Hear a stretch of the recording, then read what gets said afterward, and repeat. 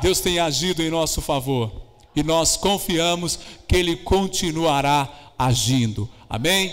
Essa noite nós vamos ter o privilégio de ouvir o evangelista Everton Silva, que Deus preparou para a noite de hoje. Isso mesmo, Deus preparou e guardou a vida dele para que ele estivesse aqui essa noite para ministrar a palavra em nosso coração. Você está preparado para ouvir o recado do Senhor essa noite? Então vamos receber o evangelista com a salva de palmas para o Senhor. Amém.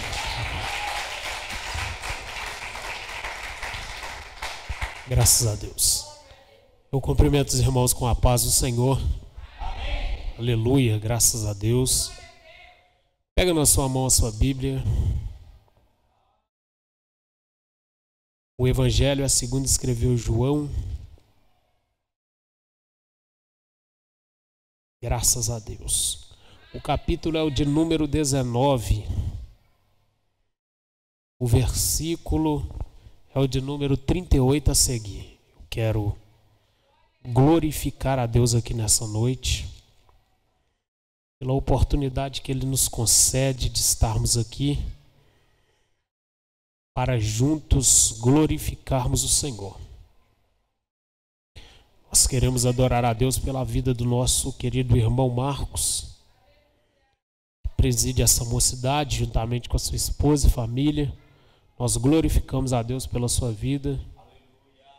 Presbítero Hudson, pelo aval, nós louvamos o Senhor no nome de Jesus, juntamente com toda a igreja do Senhor. Eu sou grato a Deus pela sua vida no nome de Jesus, esposa e filhas que estão aqui nessa noite, em nome de Jesus. João, capítulo de número 19, versículo de número 38 a seguir. Quem achou aí diz glória a Deus. Graças a Deus. Leiamos a palavra do Senhor.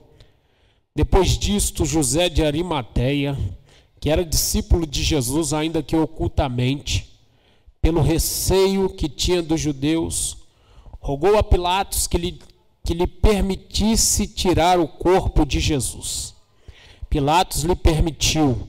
Então foi José de Arimateia e retirou o corpo de Jesus. E também Nicodemos, aquele que anteriormente viera ter com Jesus à noite, foi levando cerca de 100 libras de um composto de mirra e aloés. Tomaram, pois, o corpo de Jesus e o envolveram em lençóis, com os aromas, como é de uso entre os judeus na preparação para o sepulcro. No lugar onde Jesus fora crucificado, havia um jardim, e neste um sepulcro novo, no qual ninguém tinha sido ainda posto.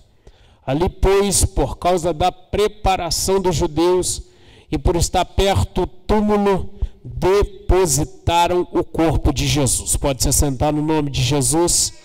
Assentando, você tem liberdade para glorificar o nome do Senhor, para exaltar e adorar o Senhor aqui nessa noite. Graças a Deus. Queridos, nós, aqui nesta noite, nos foi dada uma oportunidade aqui neste congresso para ministrar uma palavra da parte de Deus. Palavra esta que é digna de toda aceitação, porque ela é fiel, ela é justa e ela se cumpre nas nossas vidas e tem se cumprido.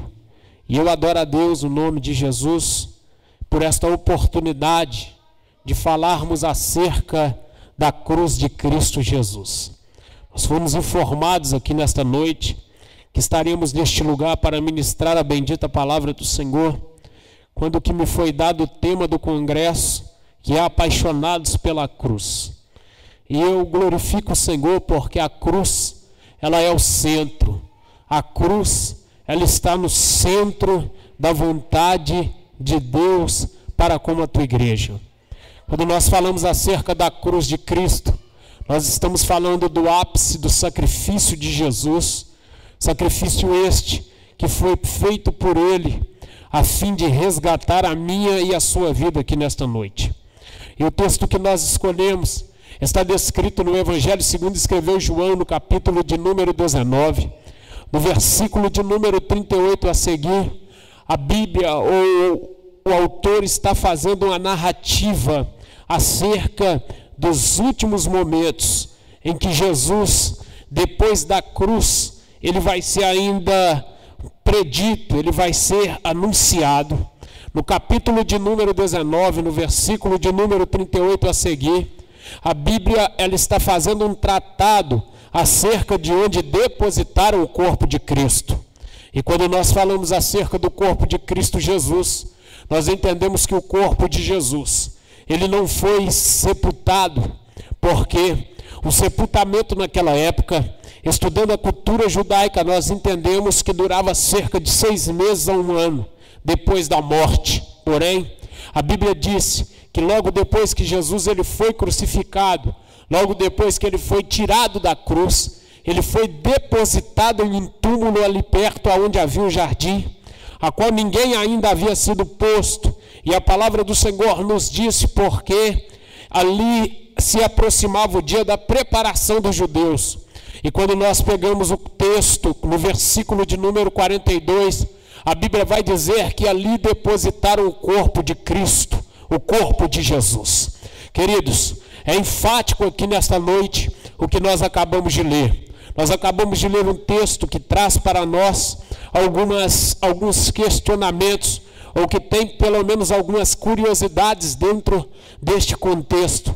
A primeira curiosidade que nós encontramos aqui nesta noite está descrita no versículo de número 38, quando a Bíblia vai dizer que José de Arimateia, ele era um discípulo oculto de Jesus, e que ele tinha receio dos judeus.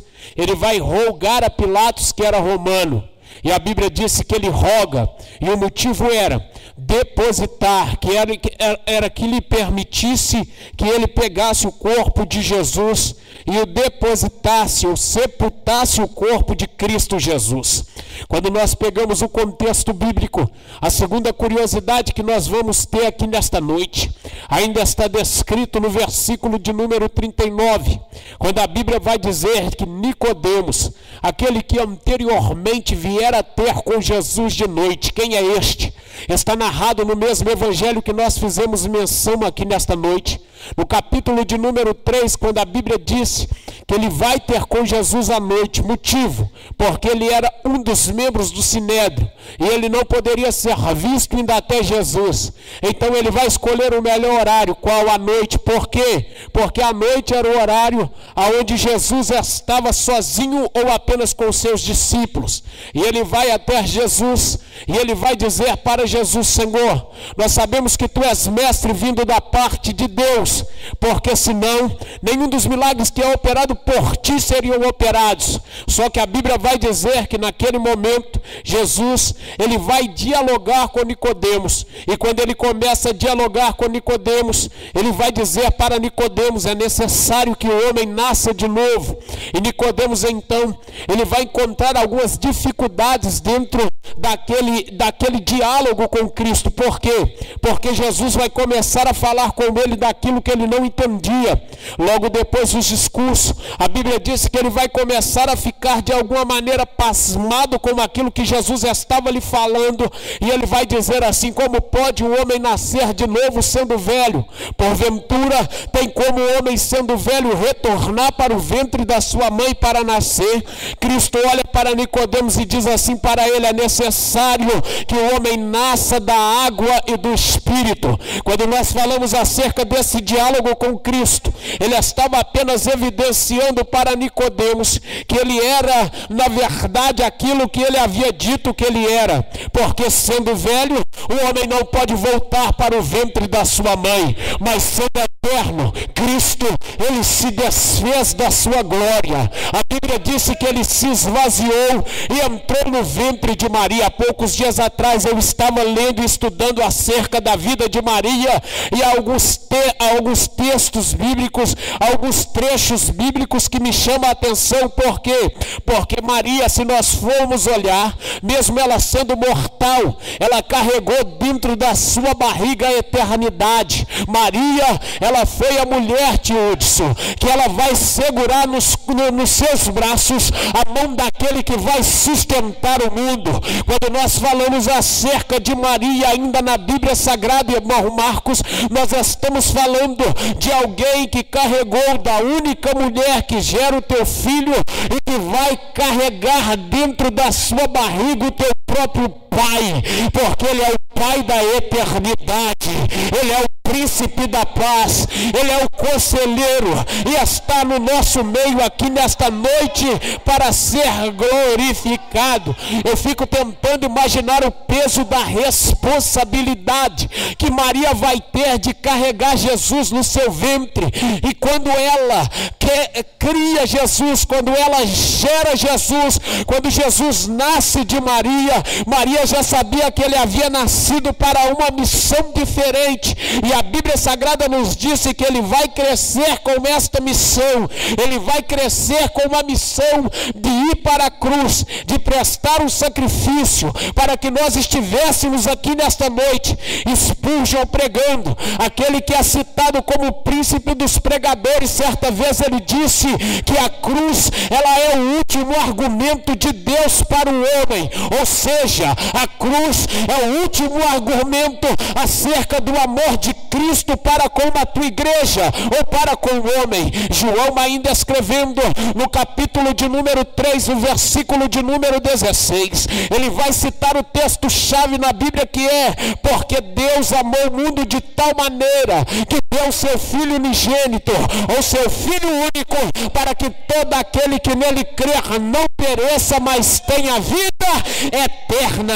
Quando nós falamos acerca de Cristo aqui nesta noite, nós estamos falando daquele que veio para prestar um sacrifício perfeito, um sacrifício justo, a fim de resgatar para si todos os pecadores e aqueles que creram no seu nome, Cristo Jesus, aquele que fez o maior sacrifício.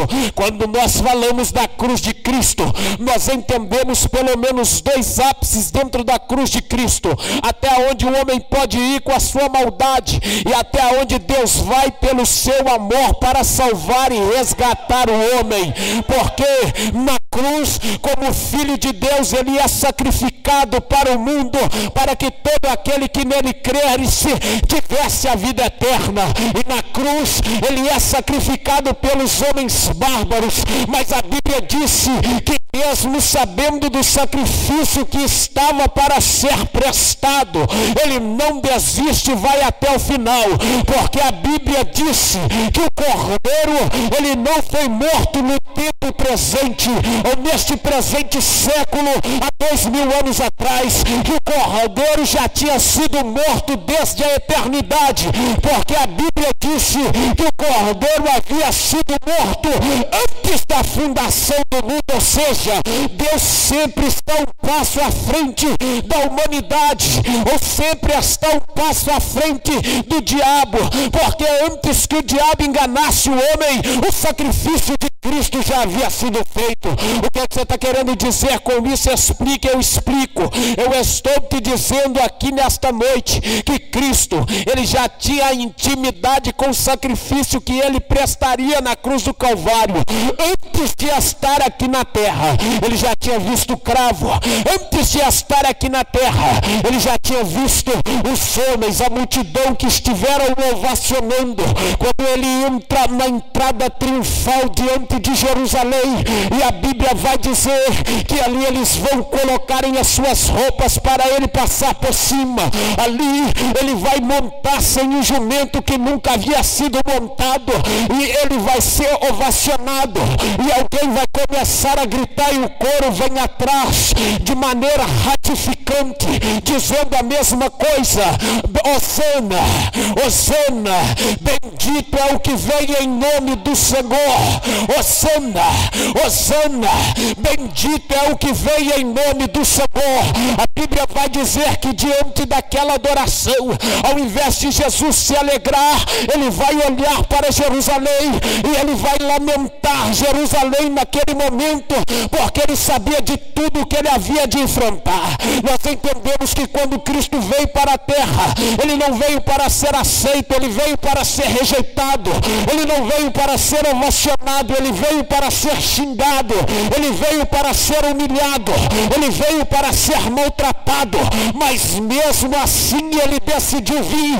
Agora eu quero te fazer uma pergunta, e esta pergunta também clama dentro do meu coração: se estivéssemos Cristo, ele se humilhou para com as nossas vidas, será que nós nos humilharíamos diante de Deus para com a vida das pessoas, se nós soubéssemos que o resultado daquilo que Cristo fez seria aquilo que nós damos para ele aqui nesta noite, seria aquilo que nós prestamos para ele em vida, dentro do ministério que ele nos concedeu pela tua graça? O que você está querendo me dizer? Simples: você pode fazer mais. A cruz foi concluída e concretizada porque Deus cria que você poderia fazer muito mais daquilo que você já fez ou daquilo que você faz aqui nesta noite. Nós podemos ser melhor.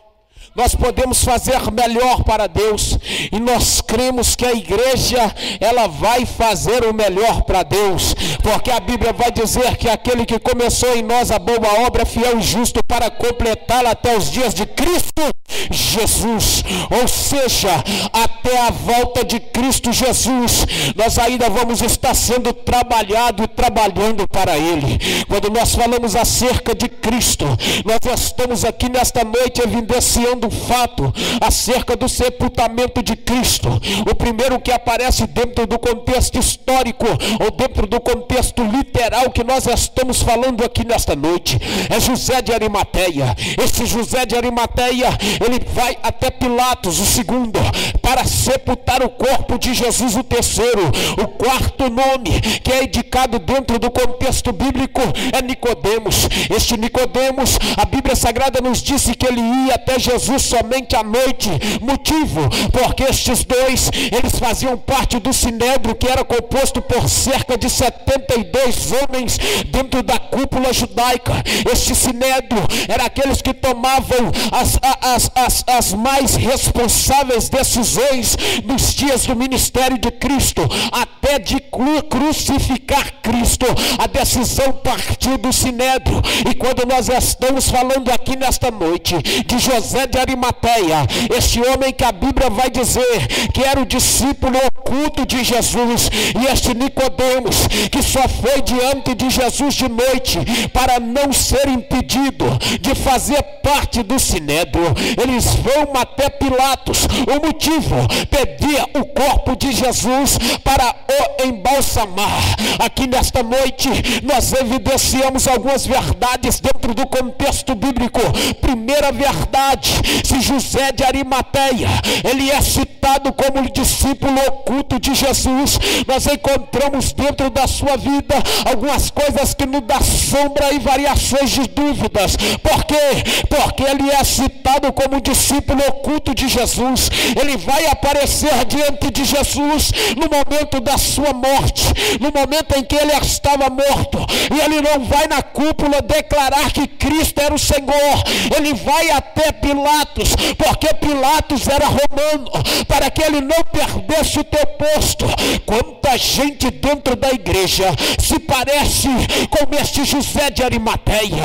Quanta gente dentro da igreja se apresenta como este José de Arimateia. Por quê? Porque se apresenta como discípulo oculto.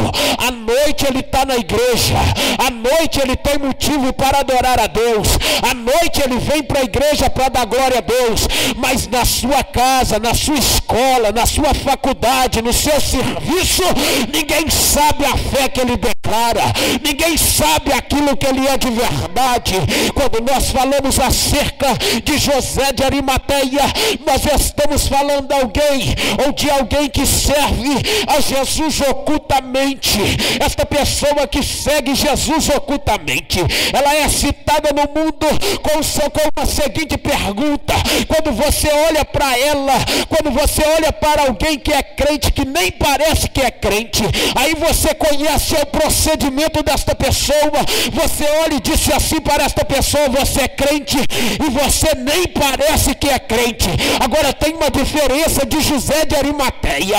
Para quem dá testemunho de Cristo aonde ele estiver, ele não precisa abrir a sua boca e citar a sua identidade. Alguém olha para ele e diz assim: você é crente, você se parece com crente, você anda como crente, você se veste como crente, você fala como crente, você age como crente. Eu vim aqui nesta noite no nome de Jesus Cristo para dizer que a igreja de Cristo, ela tem um padrão de figura, ela tem um padrão de segmento, ela tem um padrão diante de Deus. Ela não pode ser parecida com José de Arimateia, que só aparece na hora da morte. Nós estamos aqui para declarar que porque ele vive, nós podemos crer no amanhã, nós podemos crer em Cristo.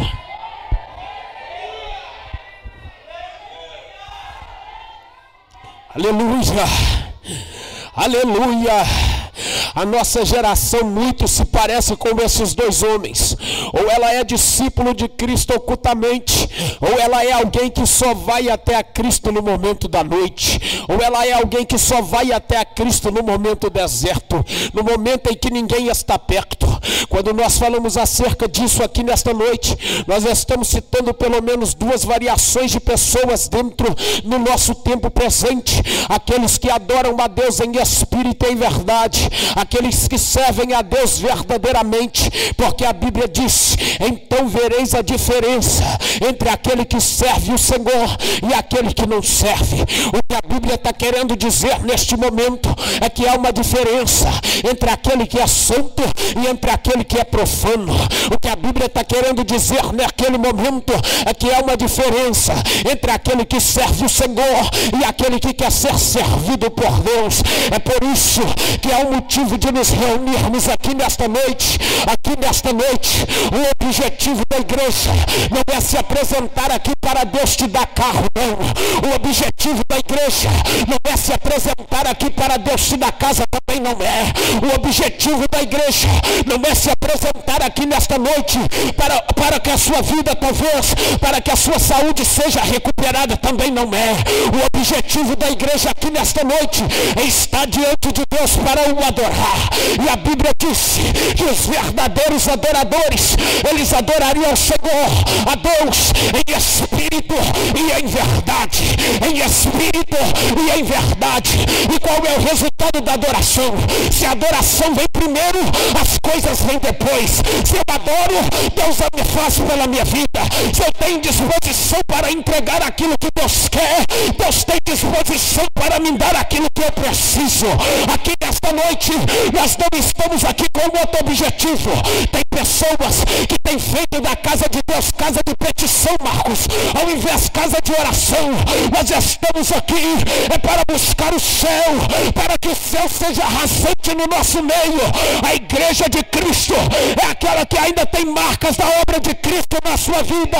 Quando a Bíblia vai dizer que Ele mesmo ainda batiza com o Espírito Santo, que Ele ainda cura, que Ele ainda trabalha, que Ele ainda transforma, que Ele ainda faz a tua obra, e que Ele voltará para buscar a tua igreja, que Ele voltará para buscar a tua igreja. igreja, quando falamos do sacrifício de Cristo, eu sinto aqui nesta noite prazer e ousadia na minha alma de dizer que jamais alguém foi tão humilhado como Cristo foi humilhado, mas de dizer também que ninguém nunca será tão exaltado como ele foi exaltado. Oh meu Deus do céu, o capítulo de número 12 de Hebreus disse: visto que estamos rodeados de tão grandes nuvens de testemunha, deixemos para trás o pecado que tão de perto nos assedia e todo embaraço, e olhemos firmemente para o autor e o consumador da nossa fé, Jesus Cristo, a qual em troca da alegria que lhe estava proposta, suportou a cruz. Parece que Paulo, ele vai ratificar isto no livro de Filipenses, quando ele vai dizer assim: e Cristo tem em vós o mesmo sentimento que também teve em Cristo Jesus. Qual sentimento?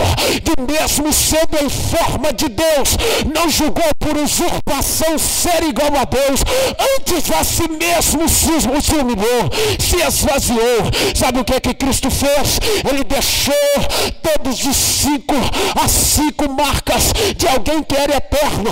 Ele deixou a onisciência, a onipresença, a onipotência, a eternidade. E a Bíblia Sagrada vai dizer que ele se desfez da tua glória e ele decidiu descer para fazer o sacrifício perfeito. E a Bíblia vai dizer que ele se esvaziou. A única pessoa que carregou Deus na barriga foi Maria. Agora tem gente que chega dentro da igreja que ao invés de Cristo preencher o seu coração, parece que ele está dentro da sua barriga. Ele não se esvazia, ele não vem vazio de Deus. Quanto mais o homem se esvazia, mais ele sente necessidade de ser cheio.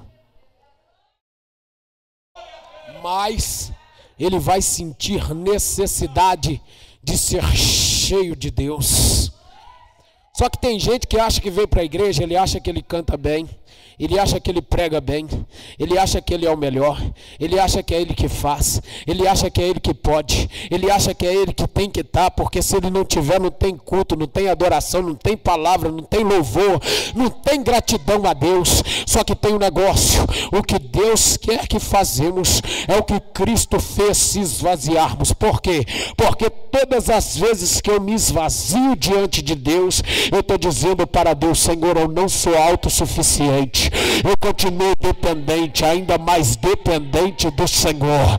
Então faz, trabalha, age, move na minha vida dentro dos padrões daquilo que o Senhor quer para com a minha vida.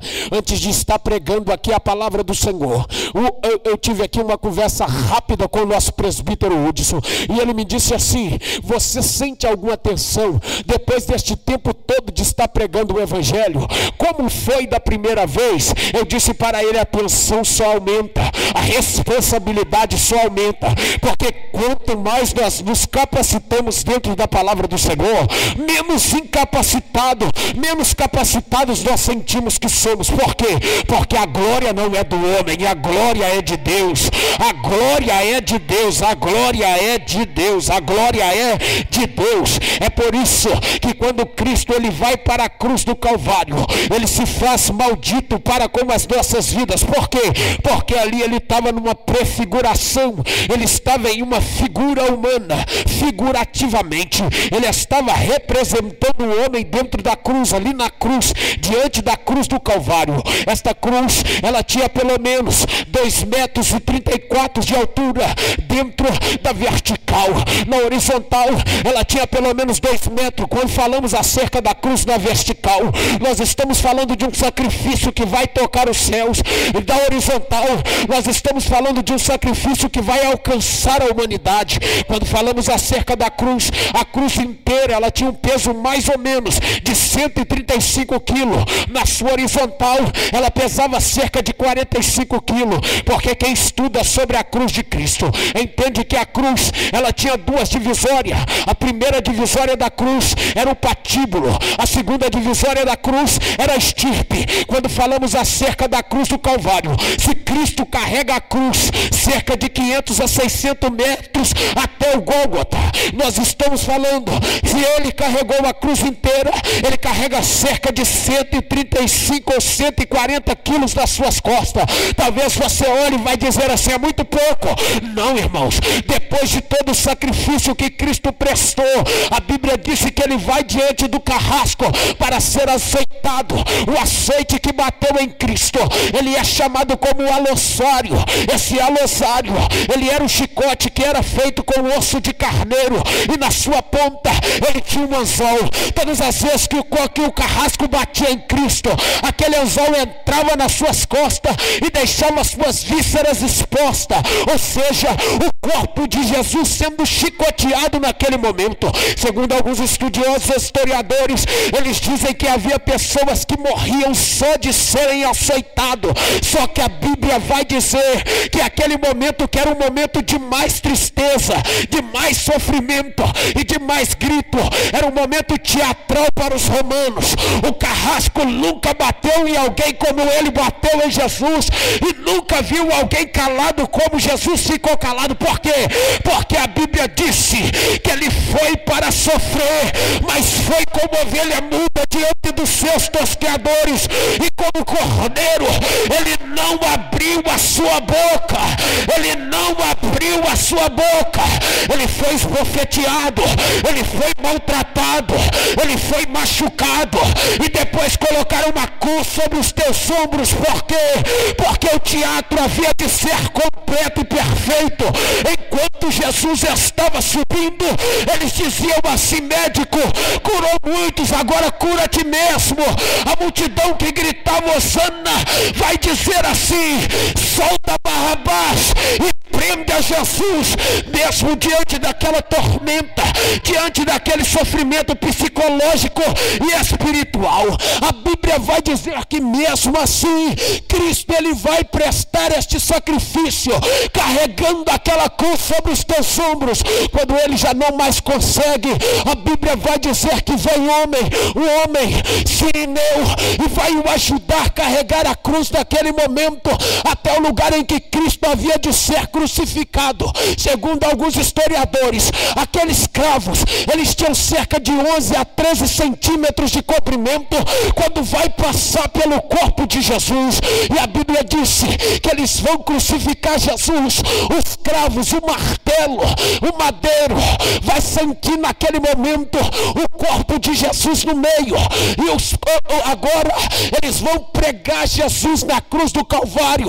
E a Bíblia vai dizer que lá em cima na cruz ele vai pronunciar 7 frases. Estas 7 frases que Jesus vai pronunciar nos faz entender que na cruz ele foi de cordeiro a sacerdote.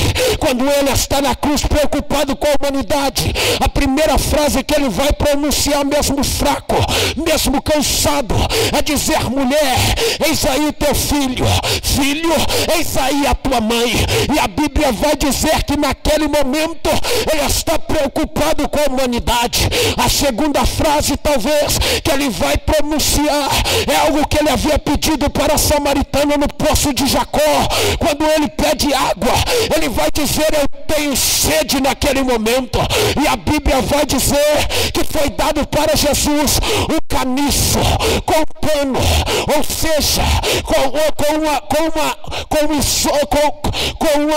pano, ou com algum pano naquele momento molhado no vinagre e no vinho naquele momento. Quem aqui já estudou acerca deste caniço sabe o que eu estou dizendo aqui nesta noite. É que naquele lugar onde as pessoas eram crucificadas não tinha banheiro químico, ou seja, os romanos, quando eles faziam as suas necessidades lá, eles mesmos se limpavam naquele momento. Eles pegavam aquela espuma e limpavam a cerca, o lugar das suas necessidades fisiológicas.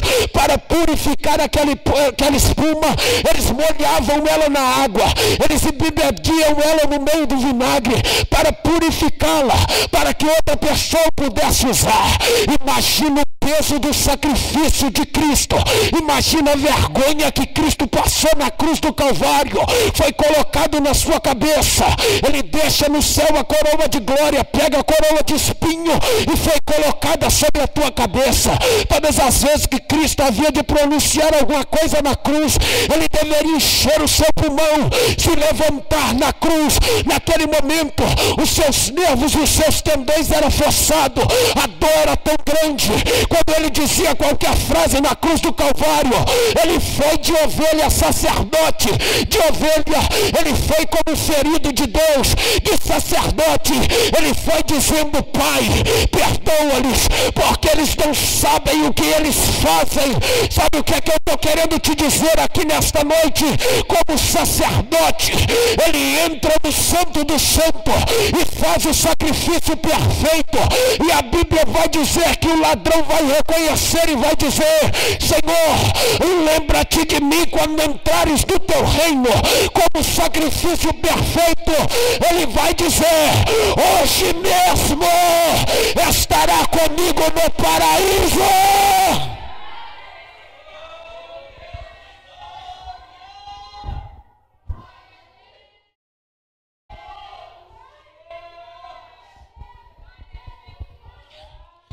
Anarashura candarabia, shura candarabia.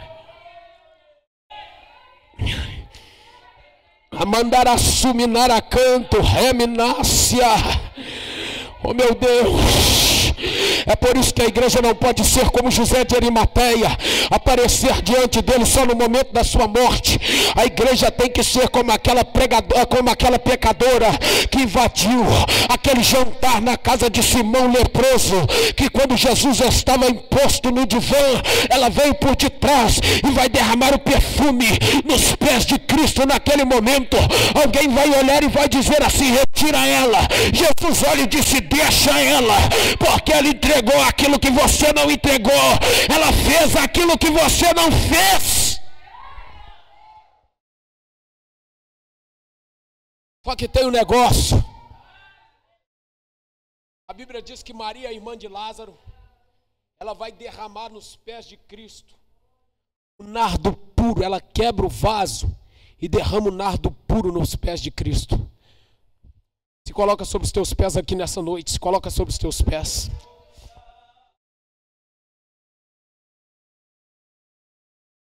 Como eu disse aqui nesta noite, o sepultamento de uma pessoa, ele durava cerca de 6 meses a 1 ano. Por quê? Para se fazer um sepultamento perfeito nos dias de Jesus. Só que tem um negócio. Quem iria ficar morto só 3 dias, não precisava ser sepultado. Quem iria ficar morto há 3 dias só, não precisava de muita coisa. Só precisava de alguém que soubesse o adorar e que soubesse o peso da adoração. Que como Maria quebrou todas as religiosidades da sua época e as suas tradições. E a Bíblia disse que ela vai pegar o composto de nardo puro. A Bíblia disse que naquele momento ela quebra o vaso, derrama nos pés de Jesus. E a Bíblia diz que alguém vai se levantar, Judas, e vai dizer assim: por que este desperdício? Por que não pegou este perfume e vendeu por 300 denários e não se deu aos pobres? Só que a Bíblia vai dizer que Judas, ele sabia o preço de tudo, mas nunca sabia o valor de nada. Por quê? Porque Cristo olha e disse assim: os pobres sempre vocês terão contigo. Agora eu não. Eu estou convosco hoje. Amanhã eu serei crucificado. E a Bíblia vai dizer que mesmo assim, Maria derramou 300 denários. 300 denários Hudson, corresponde a um salário anual de um trabalhador naquela época. Ou seja, Maria, ela derrama nos pés de Cristo o trabalho de 1 ano. Ela derrama de 1 ano inteiro, ela derrama aquele trabalho nos pés de Cristo. Agora deixa eu te perguntar aqui nesta noite: o resultado do culto não é aquilo que você vai levar embora, é aquilo que você veio deixar para Cristo aqui nesta noite. O que é que você veio deixar para Cristo aqui nesta noite? O que é que você veio entregar para Cristo aqui nesta noite? O que é que você veio fazer neste lugar aqui nesta noite? O que é que nós viemos fazer neste lugar aqui nesta noite? Se o resultado da cruz fosse você, você teria coragem de passar pela cruz. Você teria coragem de passar pela cruz se o resultado da cruz fosse aquilo que você tem feito por Cristo durante a sua vida. Eu quero conhecer você aqui nessa noite que veio nessa igreja. Que diante desta palavra que foi pregada, diante do sacrifício de Cristo que foi feito na cruz do Calvário, você que tem o desejo no seu coração de entregar a sua vida a Cristo aqui nesta noite, eu quero te chamar aqui neste lugar, aqui nesta noite. Deus tem uma obra na sua vida. Deus, Ele tem algo para realizar na sua vida aqui nesta noite. É melhor tê-lo nesta noite como advogado do que tê-lo amanhã como juiz. E Ele quer te salvar aqui nesta noite. Ele quer julgar as tuas causas. Ele quer te perdoar. Ele quer sarar o teu coração. Ele quer te salvar aqui nesta noite para a glória do nome do Senhor. Aleluia, graças a Deus. Ou a igreja que está presente aqui nesta noite, eu não quero te chamar aqui na frente porque o meu horário já excedeu, mas eu quero te dizer aqui nesta noite, no nome de Jesus, vamos fazer o melhor para Deus. Vamos prestar o nosso melhor culto a Deus como se fosse o nosso último culto, porque a Bíblia diz que como o ladrão que veio no meio da noite, assim será a vinda do Filho do Homem. Nós não sabemos a hora, nós não sabemos o dia, mas tem um negócio: a igreja, ela vai ser surpreendida por Deus no dia do arrebatamento, mas ela não pode ser surpresa pelo arrebatamento. Então, no nome de Jesus, faça hoje, faça agora, porque pode ser hoje, pode ser agora. Que Deus em Cristo Jesus abençoe a igreja. Irmão Marcos, família, ministério, no nome de Jesus. Que o Senhor multiplica sobre a sua vida a unção, a graça. Que Ele multiplica a responsabilidade no seu ministério e na sua vida, no nome de Jesus. Eu quero profetizar aqui, a igreja levanta a sua mão no nome de Jesus. Eu quero profetizar que no meio da mocidade da senhora, essas irmãs de coque, irmãos, que me chamam a atenção, porque eu fui conhecer Cristo através de umas irmãs de coque. Essas irmãs que estão aqui nesta noite, os irmãos, a mocidade que está aqui nesta noite, Deus te escolheu por um motivo, você é forte. Glória a Deus. E eu quero profetizar que o menor aqui nesta noite vai vir a ser 1000. Aleluia. Você vai sair daqui nesta noite com sede de almas. E que o mínimo vai ser uma nação poderosa para a glória do nome do Senhor. Aleluia. Saia daqui nesta noite, mas saia com essa convicção. Que o Senhor Deus te abençoe, que Ele abençoe a sua vida, a sua família, o seu ministério, em nome de Jesus.